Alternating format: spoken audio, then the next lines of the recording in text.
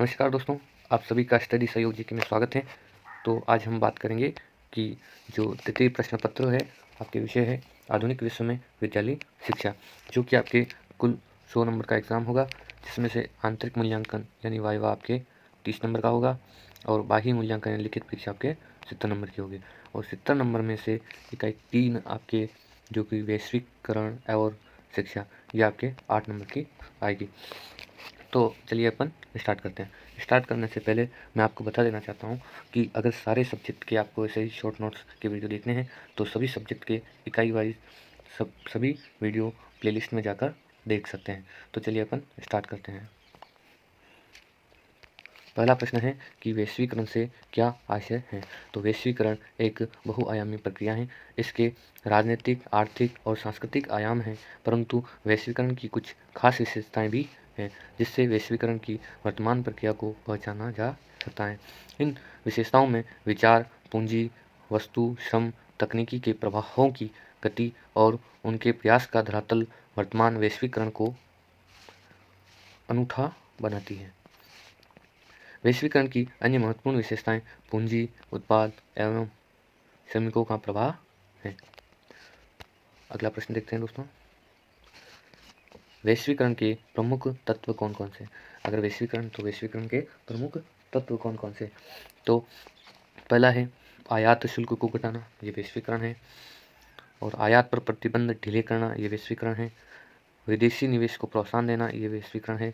और विदेशी प्रौद्योगिकी करों को प्रोत्साहन देना। अगला देखते हैं दोस्तों, वैश्वीकरण के मुख्य उद्देश्य क्या क्या है। तो वैश्वीकरण के मुख्य उद्देश्य क्या क्या हैं। तो वैश्वीकरण के प्रमुख उद्देश्य वैश्व समुदाय का एकीकरण, वैश्विक पूंजीवाद को बढ़ावा देना। तो ये आपके 1 नंबर का प्रश्न आता है, तो आप ये दोनों उद्देश्य लिख सकते हैं। और अगर बड़ा प्रश्न आता है तो इनमें आप अपने हिसाब से लिख सकते हो। अगला देखते हैं दोस्तों, वैश्वीकरण में श्रमिकों के प्रभाव को समझाइए। तो श्रमिकों का प्रभाव आज विकासशील राष्ट्रों के वैज्ञानिक, इंजीनियर, डॉक्टर, विशेषज्ञ, प्रबंधक, शिक्षाविद एवं वकील विकसित राष्ट्रों की ओर खींचे जा रहे हैं, जिससे इन राष्ट्रों में प्रतिभा पलायन जैसी समस्याएं उत्पन्न हुई हैं। आज शिक्षा व रोजगार के लिए वैश्विक आवाजाही बढ़ गई है, जिसके चलते राष्ट्रों के स्थानीय नागरिकों में अपने रोजगार छिनने का भय भी बढ़ गया है।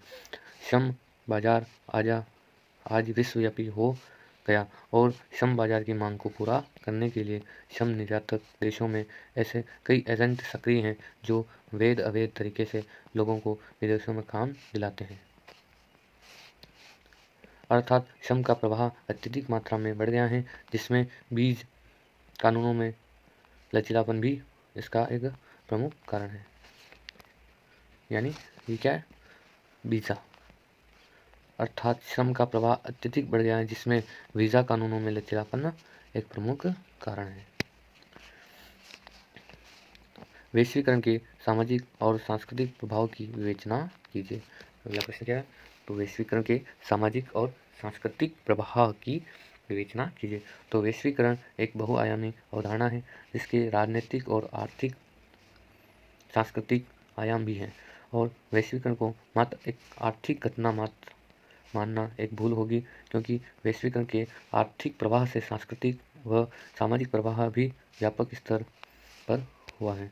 एक देश के निवासी व्यवसाय के लिए विभिन्न देशों में जाकर बसे और अपनी संस्कृति व सामाजिक जीवन शैली से उस देश के सामाजिक परिवेश को प्रभावित किया है।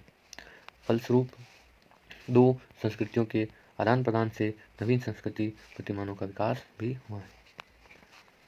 अगला देखते हैं दोस्तों कि वैश्वीकरण की परिभाषा देते हुए लाभ हानि का उल्लेख कीजिए। तो एक नाइट विद्वान है, तो नाइट विद्वान ने क्या कहा कि वैश्वीकरण तकनीकी, वित्त, व्यापार, ज्ञान, मूल्यों तथा विचारों के सीमा पार तक बढ़ते प्रवाह के साथ साथ संबंध रखता है। देखते हैं वैश्वीकरण के लाभ क्या क्या। तो आपके ये एक बड़ा प्रश्न आएगा, जो कि आप इसमें अपने हिसाब से लिख सकते हो। तो मैं ये टॉपिक लेके आया हूँ, मेन टॉपिक की वैश्वीकरण के लाभ क्या है। तो विश्व व्यापार की भावना का विकास करना, प्रतियोगिता की भावना का विकास करना, शैक्षिक आदान प्रदान करना, अंतर्राष्ट्रीय समस्याओं का समाधान करना, रोजगार के अवसर उपलब्ध करवाना, छठा है जनशक्ति की गतिशीलता को बढ़ावा देना, आर्थिक विकास में सहायक, अंतर्राष्ट्रीय पर्यटन को बढ़ावा देना। तो ये आपके अगर 2 नंबर का प्रश्न आता है तो आप ऐसे ही लिख सकते हो लाभ, और अगर बड़ा प्रश्न आता है तो इसमें आप अपने हिसाब से लाइनें लिख सकते हो। अगला देखते हैं दोस्तों कि वैश्वीकरण के दोष क्या-क्या हैं। वैश्वीकरण के दोष, ठीक है, तो सांस्कृतिक मूल्यों में गिरावट होना, प्रतिभा पलायन, महंगी शिक्षा होना, हिंदी भाषा का उपेक्षा और सामाजिकरण की प्रक्रिया धीमी, धन का असमान वितरण, मूल्यों में गिरावट। तो दोस्तों अपन ने आज बात की कि तृतीय प्रश्न पत्र इकाई 3 जो कि वैश्वीकरण और शिक्षा, जो कि आपकी 8 नंबर की इकाई है। तो आशा करता हूँ कि ये शॉर्ट नोट्स आपको पसंद आए होंगे, और ऐसा ही शॉर्ट नोट्स और सभी सब्जेक्ट के सभी इकाइयों के वीडियो देखने के लिए आप प्लेलिस्ट में जाकर देख सकते हैं। तो मिलते हैं नए वीडियो के साथ। बहुत बहुत धन्यवाद।